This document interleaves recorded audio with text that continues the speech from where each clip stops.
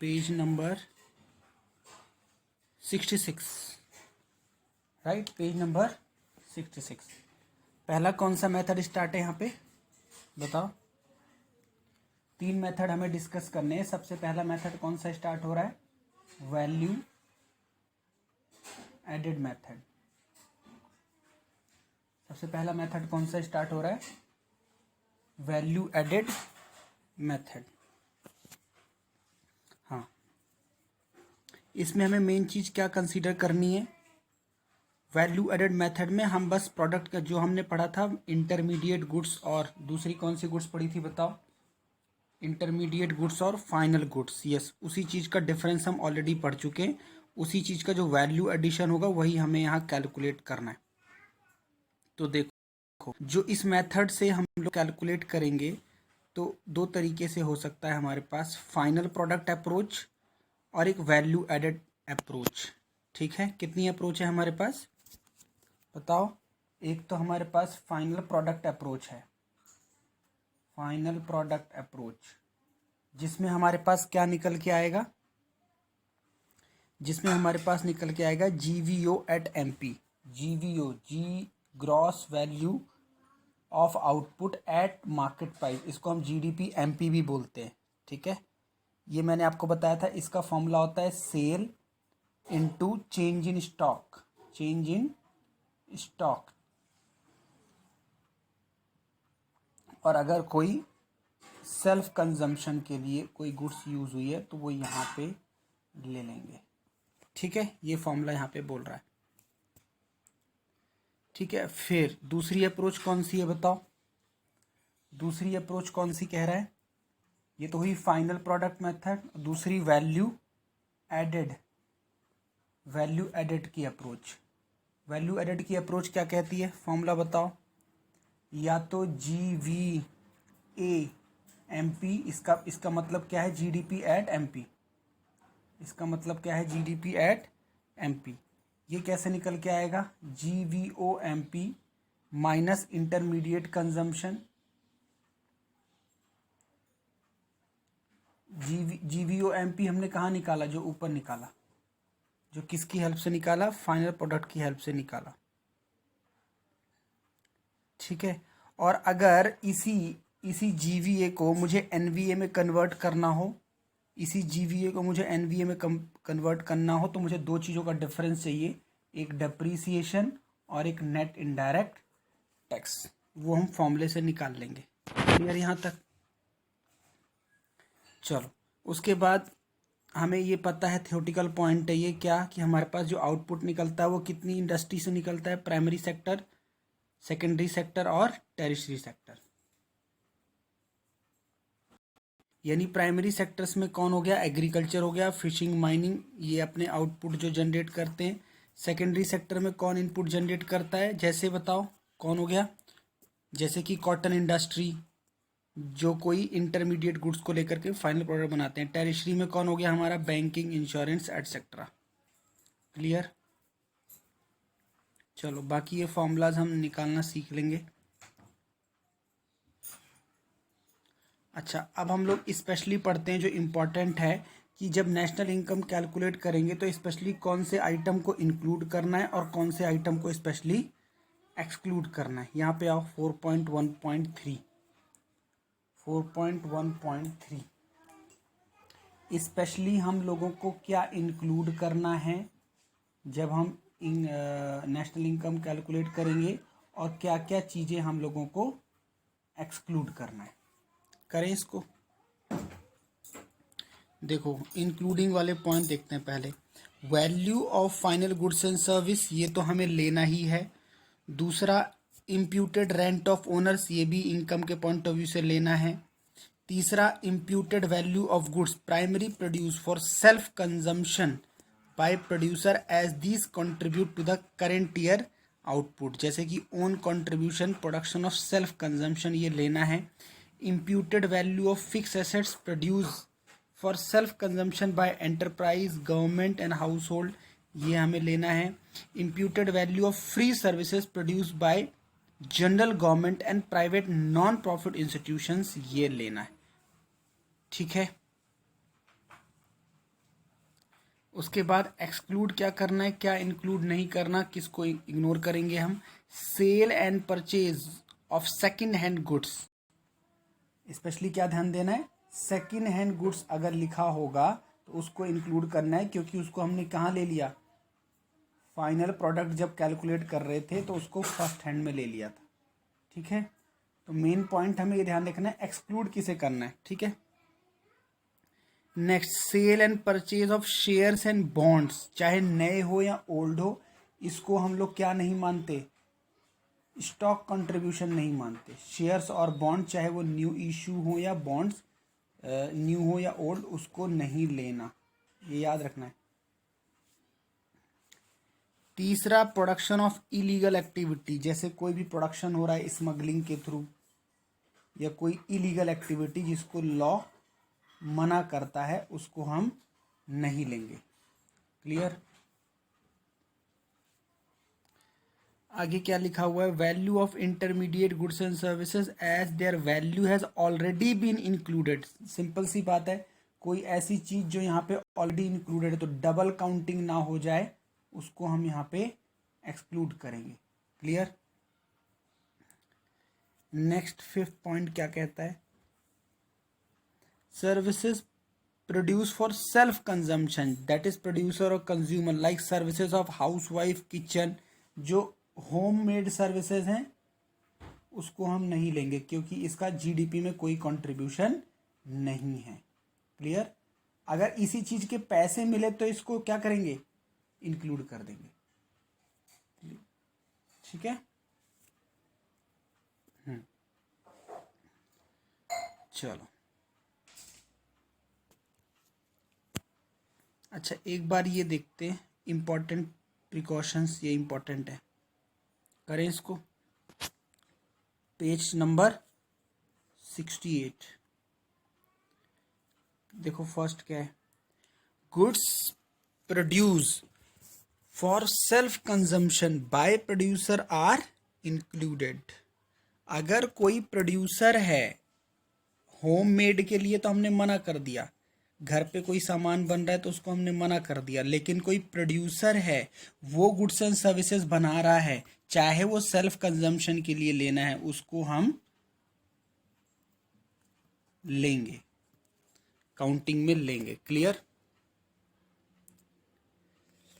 आगे लिखा हुआ है इसमें, for example a part of wheat production is used by farmer for his family consumption requirement.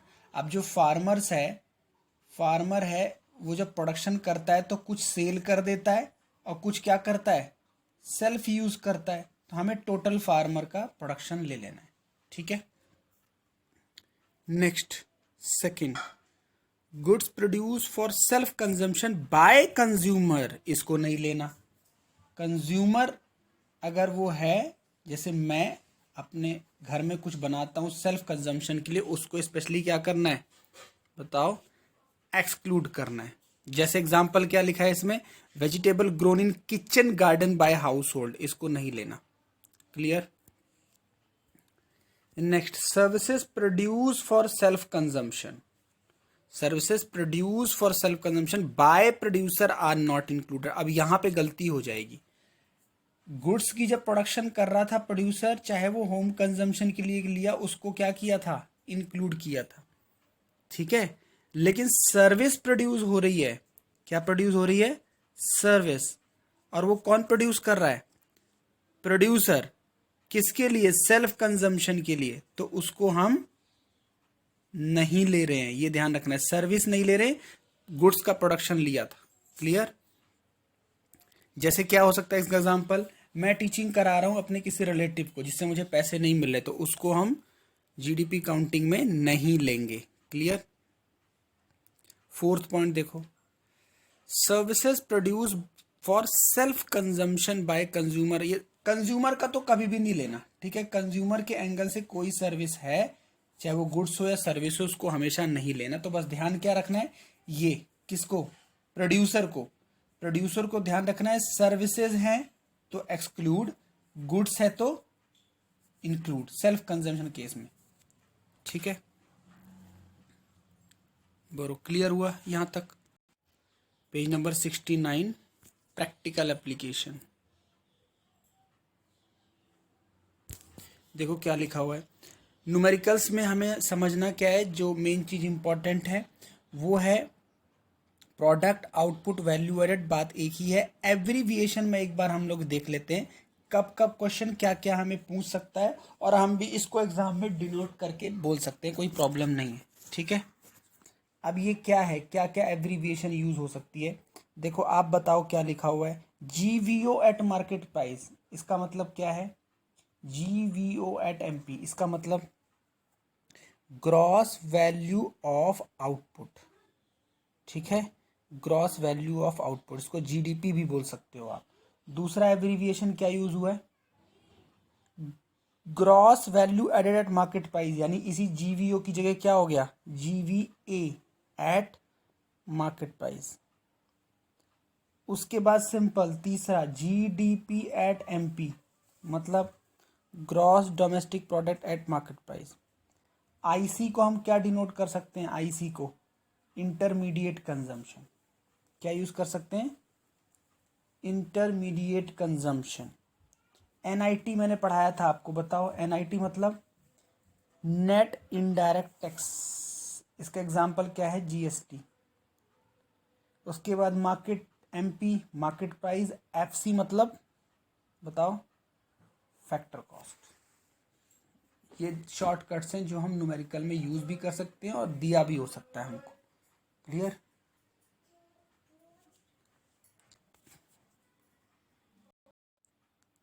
Example 2 में पहले हम लोग एक डेटा देख लेते हैं क्या क्या दिया हुआ है। एग्जाम्पल नंबर 2, देखो क्या लिखा हुआ है, find net value added at factor price. Net value added मतलब NVA at FC, this is need to be calculated, clear. ये निकालना, डेटा क्या क्या गिवन है, durable use product producer goods with a life span of 10 years. Durable use producer goods, use लिखा हुआ है, durable use producer goods with life span of 10 years. Single use producer goods 5 lakh, sales 20 lakh, unsold output produce during a year and tax on production, this is the data. अब इस question को हम लोगों को solve करना है, करें इसको। देखो एक बार देखो, सबसे पहले हमने क्या निकाल दिया, हमने जीडीपी एट एमपी निकाल दिया। सबसे पहले क्या निकाल दिया, जीडीपी एट एमपी। इसका फॉर्मूला क्या लगा दिया हमने, एक साथ फॉर्मूला लगा दिया, सेल्स चेंज इन स्टॉक और माइनस इंटरमीडिएट कंजम्पशन। तो मेरा ये क्या आ गया, जीवीओ एट एमपी बोलो या जीडीपी एट एमपी बोलो, क्लियर यहां तक। अब मुझे ये नहीं निकालना, ये तो मैंने मेथड का यूज करके निकाला वैल्यू एडिशन, मुझे चाहिए एनडीपीएफसी। अब एनडीपीएफसी के लिए मुझे क्या है, इंटरपोलेशन फॉर्मूला पता होना चाहिए, जैसे कि एन चाहिए और जी दिया हुआ है, तो बताओ क्या करेंगे। नेट चाहिए, ग्रॉस दिया हुआ है, तो क्या करूं, डेप्रीसिएशन माइनस कर दिया। डोमेस्टिक डोमेस्टिक कोई प्रॉब्लम नहीं, पीपी कोई प्रॉब्लम नहीं। फैक्टर कॉस्ट चाहिए, मार्केट प्राइस दिया हुआ है, फैक्टर कॉस्ट चाहिए, वापस जाना है, वापस मार्केट प्राइस गिवन है, तो टैक्स को क्या करेंगे, माइनस एनआईटी, और अगर सब्सिडी होगा तो टैक्स में से माइनस, क्लियर, सिखाया था ना ये।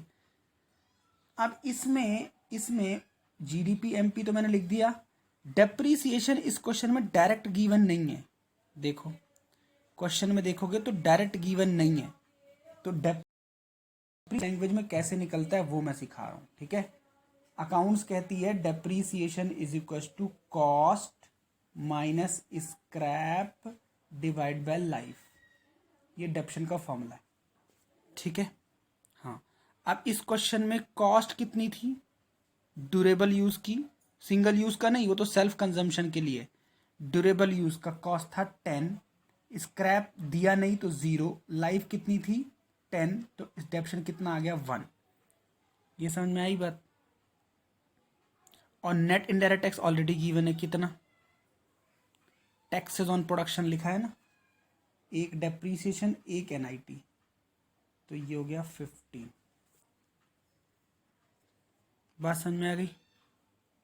तो इसमें नई चीज क्या थी, एक तो डेप्रीसिएशन निकालना और एक सीधा फॉर्मूला हम लोग निकाल सकते हैं जीडीपी एट एमपी का, डायरेक्ट फॉर्मूला जो इसने 2 बार में किया हुआ है हम सीधा निकाल देंगे। ठीक है, एग्जाम्पल थर्ड देखते हैं, करें इसको। देखो थर्ड क्या कहता है, हमें दिया हुआ है an economy has only 2 forms A and B on the basis of following information about the forms, find out value added by forms and GDP at MP.